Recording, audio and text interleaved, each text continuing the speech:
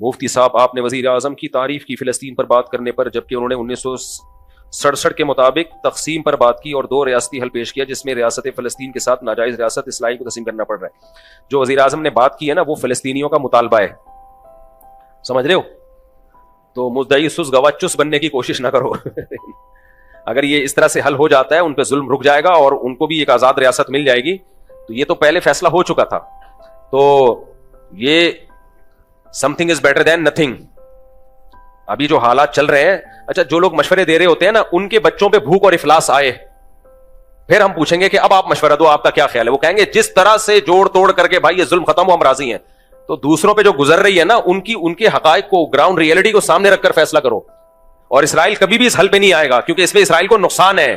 تو اسرائیل یہ اس حل جو ہے نا جو 1967 سے پہلے کا جو اسرائیل تھا وہاں تک چلا جائے، اسرائیل اس کو نہیں مان رہا ہے۔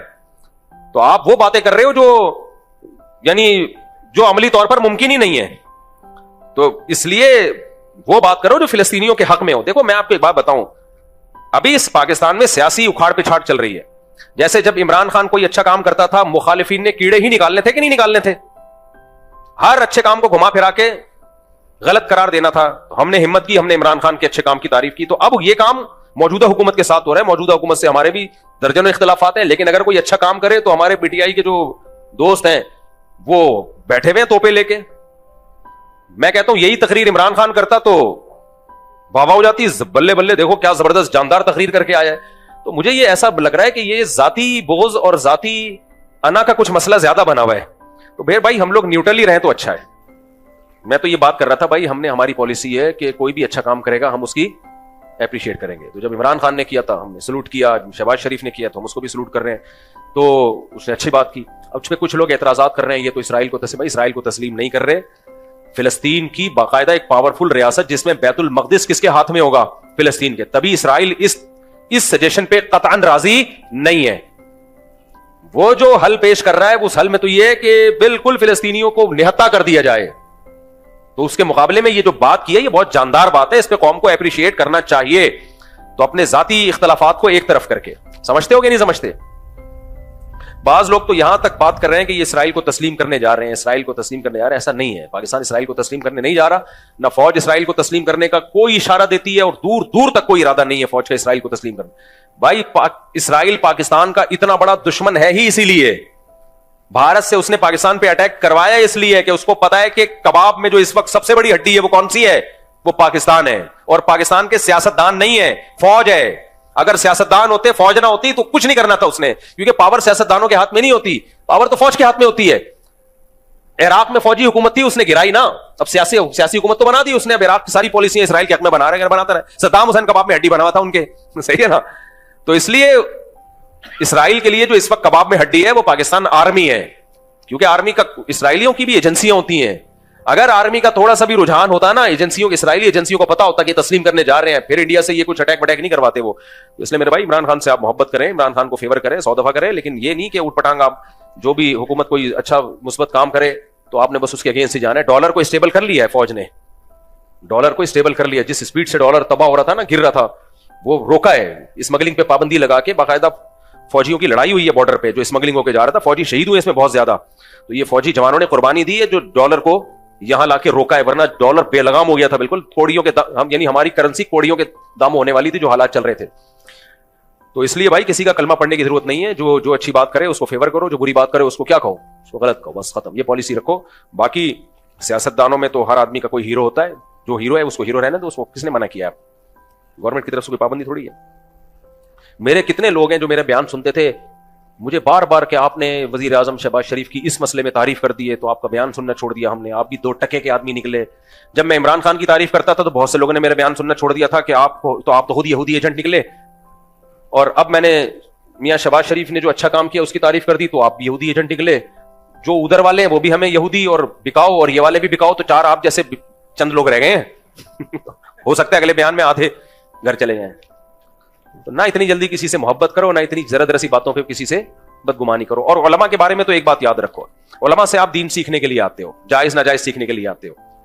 تو میڈیکل سائنس کی وہ کوئی بات کریں، آپ بول دو مفتی صاحب غلط کہہ رہے ہیں، میں اگر بولتا ہوں میڈیکل سائنس یہ کہتی ہے کہ یہ کھانے سے طاقت آتی ہے, آپ بولو مفتی صاحب ہیں, مفتی صاحب نے اس دن جو مسئلہ بتایا تھا نا اوپر والا پورشن بھائی بنائے تو یہ شران کیا ہے, یہ ٹھیک ہے, باقی مفتی صاحب نے جو بتایا کہ گوشت کھانے سے مسل بنتے ہیں, جم جانے سے یہ ہوتا ہے, یہ ڈاکٹروں کی فیلڈ ہے, مفتی صاحب سے اس میں غلطی ہوئی ہے, بول دو, کوئی ایسا مسئلہ نہیں. یہ نہیں بولو کہ مفتی صاحب کذاب, دجال, پھینکو, بکاؤ. مفتی صاحب نے جم والوں سے پیسے لیے ہوئے ہیں تاکہ جم کے فضائل سنائیں.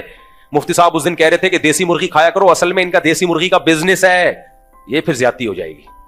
تو اختلاف کر لو, 100 دفعہ کر لو, بھائی ہماری فیلڈ ہی نہیں ہے نا یہ میڈیکل سائنس. اگر بول دوں تو آپ بولو غلط بول دیا, ختم. ہمارے بھی بعض بزرگ ایسے ہیں جنہوں نے کوئی بات کی, ہمارے شیخ حضرت مفتی رشید احمد صاحب, میں ان سے بیعت تھا اور ایسی عقیدت مجھے اب بھی ان سے ہے نا کہ آپ سوچ نہیں سکتے, لیکن وہ میڈیکل سائنس میں ڈاکٹروں کو کہتے تھے یہ الو بنانے کی مشینیں ہیں. اللہ معاف فرمائے. زندگی بھر حضرت نے ایلوپیتھی کوئی دوا نہیں کھائی ہے, زندگی بھر حکیمی دوائیں کھاتے تھے, ہومیوپیتھک اور حکیمی. ایلوپیتھک دوا کے کبھی قریب بھی نہیں پھٹکے وہ. لیکن ہماری رائے یہ ہے کہ یہ ان کی رائے یہ صحیح نہیں تھی, ان سے غلطی ہوئی ہے اس میں. ایلوپیتھک اتنا برا نہیں ہے جتنا ہم اس کو سمجھتے ہیں, بلکہ حکیموں میں فراڈ زیادہ ہے. اور حضرت کی ڈیتھ بھی شوگر سے ہوئی ہے, چیک اپ نہیں کرایا حضرت نے فرمایا ڈاکٹر کے پاس جانا ہی نہیں ہے, میں گھر میں مروں گا, ہسپتال میں نہیں مروں گا. اور شوگر ہوئی, حضرت مانتے ہی نہیں تھے مجھے شوگر ہے, کیونکہ حکیم آ کے مٹھائیاں کھلا رہے تھے حضرت کو شوگر میں. ہمیں اچھی, میں نے مجھے حکیم کا نام بھی پتا ہے, برفیاں کھلا رہے تھے حضرت, مٹھائی نہیں کھاتے تھے. انہوں نے کہا میں علاج بالمثل کروں گا. علاج بالمثل کا مطلب شوگر ہے تو شوگر سے علاج کروں گا. حضرت مٹھائی نہیں کھا رہے, حضرت کو جلیبیاں کھلا رہے وہ حکیم.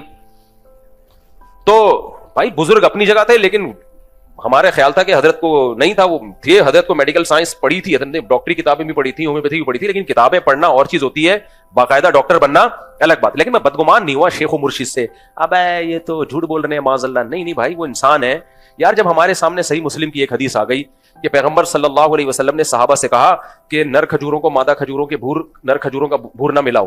صحابہ نے نہیں ملایا, پیداوار کم ہو گئی, کھجوروں کی پیداوار کیا ہو گئی, کم. تو صحابہ نے کہا یا رسول اللہ, ہم نے آپ کے مشورے پر عمل کیا, کھجوروں کے بھور, جو نر کھجوروں کا بھور ہم ڈالتے تھے وہ نہیں ڈالا تو پیداوار کم ہوئی. تو آپ نے فرمایا میں تمہاری طرح کا انسان ہوں, میں جب دنیا کے بارے میں تمہیں کوئی حکم دوں تو تم دنیا مجھ سے زیادہ جانتے ہو, جب دین کا حکم دوں تو اس کو فالو کرنا ہے. تو جب پیغمبر صلی اللہ علیہ وسلم نے یہ بتا دیا کہ بھائی دنیا کی چیزوں کو بتانے میں بشر ہوں تو مجھ سے خطا ہو سکتی ہے, تو مفتی اور عالم کون ہوتا ہے جس سے خطا نہیں ہو سکتی؟ اس لیے میں جو آپ لوگ کو ٹوٹکے طب بھی بتا رہا ہوتا ہوں, لیمن ڈالو اور اس میں, اس دن آیا نا میں نے کہ اس میں شہد ملاؤ اور اس میں لیمو نچوڑو اور لیمو کو پانی کے اندر آدھا گھنٹہ ڈال کے رکھو, اور اپنے خرچے پہ, گرمی ہے تو ٹھنڈا ٹھنڈا, سردیاں ہیں تو نارمل پی جاؤ, تو ایسا خاندانی صحت ہو جائے گی. تو یہ ٹوٹکا ہے, ہو سکتا ہے کوئی پی کے انتقال کر جائے. سمجھ رہے ہو, یا اس کو ایسیڈیٹی ہو, تیزاب ہو, پتہ چلا وہ السر اس کا کینسر میں تبدیل ہو گیا, کیونکہ لیمن تو السر میں نقصان دیتا ہے. تو ایسے موقع پہ یہ نہیں بولو مفتی صاحب قاتل ہے, جھوٹا ہے, اس کے کسی درس قرآن کی کوئی حیثیت نہیں ہے.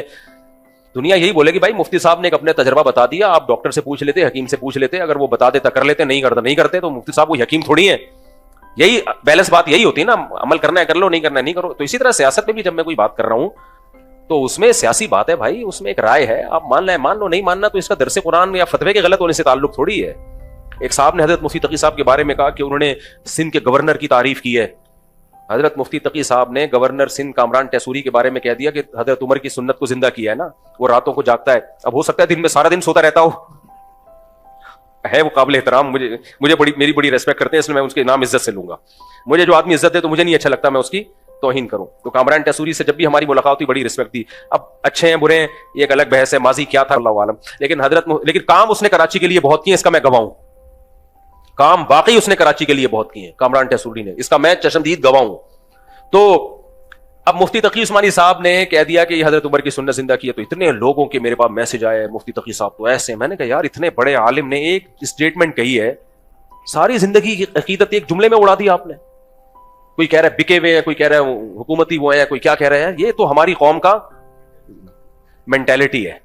آپ زیادہ سے بولتے ہیں بھائی مفتی تقی صاحب کے علم اور تقوی کو سلام, لیکن اس جملے سے ہم اتفاق نہیں کرتے, ہمارے اندر میں وہ بندہ ٹھیک نہیں ہے. تو بس اتنا کافی ہے.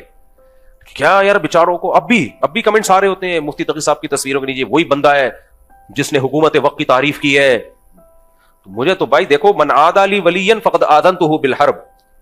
حدیث میں آتا ہے کہ اللہ کہتا ہے جو میرے کسی ولی سے دشمنی کرتا ہے میرا اس کے خلاف اعلان جنگ ہے, میرا اس کے خلاف اعلان جنگ ہے.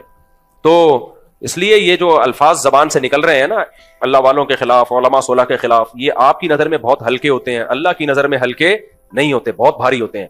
تو ہماری رائے سے بھی کوئی اختلاف کر لو، کوئی مسئلہ نہیں ہے. ہم تو شرعی مسائل ہم سے پوچھو. اگر ہم سیاسی بات کرتے ہیں تو میں نے شہباز شریف کی تعریف کر دی کہ اچھا کام کیا ہے، آپ بول دیتے نہیں اچھا کام کیا، ختم ہو گئی بات. تو یہ جو پاکستان نے بہت زبردست فلسطینی موقف کی تائید کی ہے یونائٹڈ نیشن میں، اس پہ حکومت کو اپریشیٹ کرنا چاہیے. حکومت کام نہیں کرتی تو بھی برا بلا کہتے ہیں، کچھ اچھا کر کے آ جائے تو بھی برا بلا کہنا ہے، تو پھر تو اس کا مطلب تم حل چاہتے ہی نہیں ہو. اور فلسطینیوں کی جگہ اپنے آپ کو رکھ کے سوچو کہ تم پہ یہ ظلم ہو رہا ہوتا. اگر شہباز شریف کا یہ بیان غلط ہوتا نا تو فلسطینی کہہ دیتے کہ غلط ہے، ہم اس پہ راضی نہیں ہے. ان کی طرف سے کوئی بیان نہیں آ رہا اور ہم سارے نیک شریف شرفا بن کے فلسطین، ہم تو پورا جو ہے نا یہ تقسیم ہمیں قبول نہیں ہے، تو فلسطینی بولیں یہ قبول نہیں ہے تو پھر ہوگی بات. مدعی سست گواہ چس بننے کی کوشش مت کرو. یہ بالکل ایسے ہی ہے، ایران سے ہمارے 100 اختلافات ہیں لیکن ایران نے فلسطینیوں کی مدد کی ہے. اب ہمارے یہاں بہت سے لوگ ایران دشمنی میں کہتے ہیں نہیں یہ نورا کشتی ہے، ایران فلسطینیوں کی مدد نہیں کر رہا، یہ نورا کشتی ہے. ہمارے بہت سے لوگ یہ بات، میں کہتا تھا یہ بات فلسطینیوں کی زبان سے نکلوا دو. فلسطینی کہے کہ یہ ایران 2 نمبری کر رہا ہے، فلسطینی کہے کہ ایران میں جو ہمارے لیڈر کو شہید کیا گیا ہے ایران نے مروایا ہے، وہ تو نہیں کہہ رہے اور آپ کہہ رہے ہو. اس کا مطلب ایران سے جو آپ کی ذاتی دشمنی ہے اس کو آپ کسی اور طریقے سے نکال رہے ہو.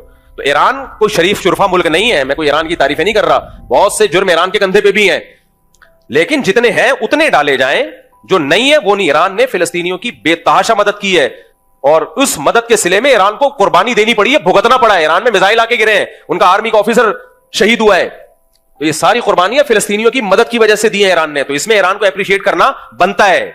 تو فلسطینی کہہ رہے ہیں کہ ہماری مدد کر رہا ہے اور وہ کہہ رہے ہیں کہ ہم بہت کچھ کر رہا ہے بھی، کہ ہر بات منہ یعنی ایسے بتانے کی نہیں ہوتی، تو اس کی سزا بھی ملی ہے ایران کو، واٹ لگا دی ہے ایران کی.